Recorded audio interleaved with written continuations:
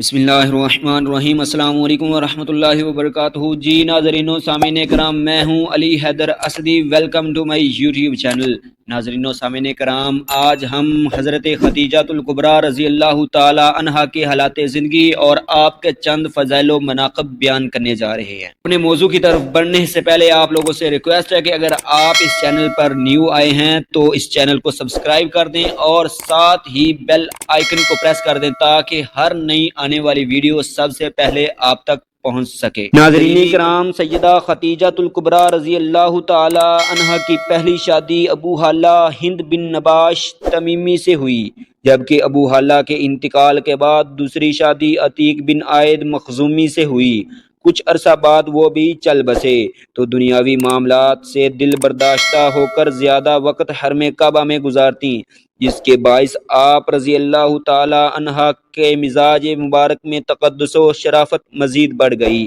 قریش کے نامور اور صاحب ثروت سرداروں نے آپ رضی اللہ تعالی عنہا کو پیغام نکاح بھجوایا، لیکن سیدہ ام المؤمنین حضرت سیدہ خدیجہ الکبریٰ رضی اللہ تعالی عنہا نے سب کو یکسر انکار کر دیا، مگر حضور کریم صلی اللہ علیہ وسلم کے حسن اخلاق اور زبان کی سچائی کی وجہ سے آپ کے ساتھ نکاح کرنے کی خود خواہش فرمائی۔ چنانچہ نفیسہ بنت امیہ بیان کرتی ہیں کہ جب حضور نبی کریم صلی اللہ علیہ وسلم سفر شام سے واپس تشریف لائے تو ام المؤمنین سیدہ خدیجہ الکبریٰ رضی اللہ تعالی عنہا نے مجھے آپ صلی اللہ علیہ وسلم کی خدمت میں نکاح کا پیغام دے کر بھیجا۔ اسی طرح طبقات الکبریٰ میں روایت ہے کہ ام المؤمنین سیدہ خدیجہ الکبریٰ رضی اللہ تعالی عنہا نے اپنی بہن سے کہا کہ جاؤ حضور نبی کریم صلی اللہ علیہ وسلم کی خدمت میں حاضر ہو کر میری طرف سے نکاح کا پیغام پیش کریں۔ انہوں نے ایسا ہی کیا، چنانچہ حضور نبی کریم صلی اللہ علیہ وسلم نے اپنے چچا جناب ابو طالب سے اس کا ذکر فرمایا۔ انہوں نے بڑی خوشی کا اظہار کیا، جس پر حضور نبی کریم صلی اللہ علیہ وسلم نے اپنی رضامندی کا اظہار فرما دیا۔ ام المؤمنین سیدہ خدیجہ الکبریٰ رضی اللہ تعالی عنہا کے چچا عمر بن اسد کے مشورے سے 500 درہم حق مہر مقرر ہوا۔ بوقت نکاح حضرت صلی اللہ علیہ وسلم کی عمر مبارک 25 سال، جبکہ ام المؤمنین سیدہ خدیجہ الکبریٰ رضی اللہ تعالی عنہا کی عمر مبارک 40 سال تھی۔ آپ کا یہ پہلا نکاح تھا جو اعلان نبوت سے تقریباً 15 سال پہلے ہوا۔ اسی مبارک نکاح سے ام المؤمنین سیدہ خدیجہ الکبریٰ رضی اللہ تعالی عنہا کو اتنی خوشی ہوئی کہ انہوں نے اپنے تمام غلام آزاد کر دیے تاکہ یہ شادی ان کے لیے یادگار بن جائے۔ وہ ساری زندگی مسرت و راحت اور دعائیں دیتے ہوئے گزاریں۔ مومنین سیدہ خدیجہ الکبریٰ رضی اللہ تعالی عنہا نے سرکار دو عالم صلی اللہ علیہ وسلم کے قرب کی دولت سرمدی پا کر اپنی ساری دولت آپ صلی اللہ علیہ وسلم کے قدموں میں نچھاور کرتے ہوئے عرض کی، میرے آقا آپ اس دولت کے مالک ہیں، جس طرح چاہیں تصرف فرمائیں، میرا اس میں کوئی عمل دخل نہیں ہوگا۔ چنانچہ تاریخ گواہ ہے کہ یہی مال و دولت بعثت نبوی کے بعد نصرت اسلام کا سبب بنی اور حضور نبی کریم صلی اللہ علیہ وسلم معاشی فکر سے آزاد ہو کر دعوت دین کا فریضہ کما حق نبھاتے رہے۔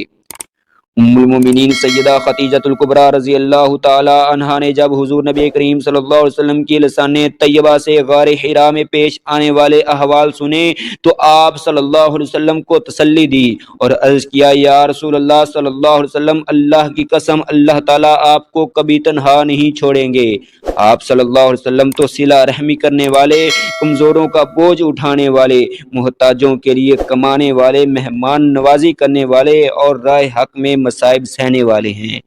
حضور نبی کریم صلی اللہ علیہ وسلم کی محبوب رفیقہ حیات ام المؤمنین سیدہ خدیجہ الکبریٰ رضی اللہ تعالی عنہا نے اسلام قبول کرنے کے بعد دل و جان سے اپنے آپ کو اور اپنی تمام دولت کو اسلام کے مشن کے فروغ کے لیے وقف فرما دیا اور ہر ابتلاء و آزمائش میں آپ صلی اللہ علیہ وسلم کا ساتھ دیا۔ خوشی غمی کے لمحات میں آپ صلی اللہ علیہ وسلم کے شانہ بشانہ رہیں، مصائب و آلام کی کٹھن ساعتوں میں نہ صرف خود ثابت قدم رہیں بلکہ حضور نبی کریم صلی اللہ علیہ وسلم کی دل جوئی بھی کرتی رہیں۔ آخی و تنگی ہر حال میں صابر و شاکر رہیں۔ عزم و ہمت، جرأت و شجاعت اور صبر و استقامت کا کوہ گراں تھیں۔ سیدہ ام المومنین سیدہ خدیجۃ الکبریٰ رضی اللہ تعالی عنہا وہ خوش نصیب ترین خاتون ہیں جنہیں حضور نبی کریم صلی اللہ علیہ وسلم کے ساتھ تنہا طویل رفاقت کا عرصہ جو 25 سال پر محیط ہے گزارنے کا موقع نصیب ہوا۔ آپ کی تمام تر زندگی انتہائی پرمسرت اور خوشگوار تھی۔ ام المومنین سیدہ خدیجۃ الکبریٰ رضی اللہ تعالی عنہا نے حضور نبی کریم صلی اللہ علیہ وسلم کے ساتھ ازدواجی زندگی اتنی سلیقہ شعاری اور دانش مندی اور محبت و مودت کے ساتھ گزاری کہ حضور نبی کریم صلی اللہ علیہ وسلم ان کی رحلت کے بعد بھی اکثر و بیشتر گزرے ہوئے لمحات کو یاد فرماتے اور سیدہ طیبہ طاہرہ رضی اللہ تعالی عنہا کے اوصاف و کمالات بیان فرماتے تو بقیہ ازواج مطہرات جذبات رشک سے مملو ہو جاتی۔ ام المومنین سیدہ عائشہ صدیقہ رضی اللہ تعالی عنہا فرماتی ہیں کہ میں حضور نبی کریم صلی اللہ علیہ وسلم کی ازواج مطہرات رضی اللہ تعالی عنہن میں سے کسی پر اتنا رشک نہیں کرتی جتنا سیدہ خدیجہ رضی اللہ تعالی عنہا پر، حالانکہ وہ میرے نکاح سے پہلے ہی وفات پا چکی تھیں۔ اور جبریل امین علیہ السلام نے بارگاہ رسالت میں حاضر ہو کر عرض کی، یا رسول اللہ صلی اللہ علیہ وسلم، آپ کے پاس حضرت خدیجہ رضی اللہ تعالی عنہا برتن لا رہی ہیں جس میں کھانا اور پانی ہے، جب وہ آ جائیں تو انہیں ان کے رب کا اور میرا سلام کہہ دیں اور یہ بھی خوشخبری سنا دیں کہ جنت میں ان کے لیے موتیوں کا ایک گھر بنا ہے جس میں نہ کوئی شور ہوگا اور نہ ہی کوئی تکلیف۔ ناظرین کرام، حضرت خدیجہ رضی اللہ تعالی عنہا کا انتقال 10 رمضان المبارک کو ہوا، لیکن آپ کا جنازہ نہیں پڑھایا گیا تھا، اور نماز جنازہ نہ پڑھنے کی وجہ یہ تھی کہ اس وقت کوئی بھی نماز فرض نہیں ہوئی تھی اور نہ ہی نماز جنازہ پڑھانے کے حوالے سے کوئی احکامات آئے تھے، اور جب آپ کا انتقال ہوا تو اس وقت 10 رمضان مبارک کا دن تھا اور رمضان کا مہینہ ہونے کے باوجود کوئی بھی فرد روزے سے نہ تھا، اور اس کی وجہ بھی یہ تھی کہ اس وقت روزے بھی فرض نہیں کیے گئے تھے۔ خود نبی کریم صلی اللہ علیہ وسلم ان کی قبر انور میں اترے اور اپنے ہاتھوں سے اپنی زوجہ محترمہ کو قبر انور میں اتارا۔ سیدہ خدیجۃ الکبریٰ رضی اللہ تعالی عنہا نبوت کے 10ویں سال بنی ہاشم کے شیب ابی طالب سے نکلنے کے بعد فوت ہوئیں۔ آپ 65 سال کی عمر میں اس دار فانی سے رخصت ہوئیں۔ آپ کی جنت المعلی میں تدفین کی گئی۔ آپ کا نام نامی خدیجہ کنیت ام ہند، والد کا نام خویلد ابن اسد تھا۔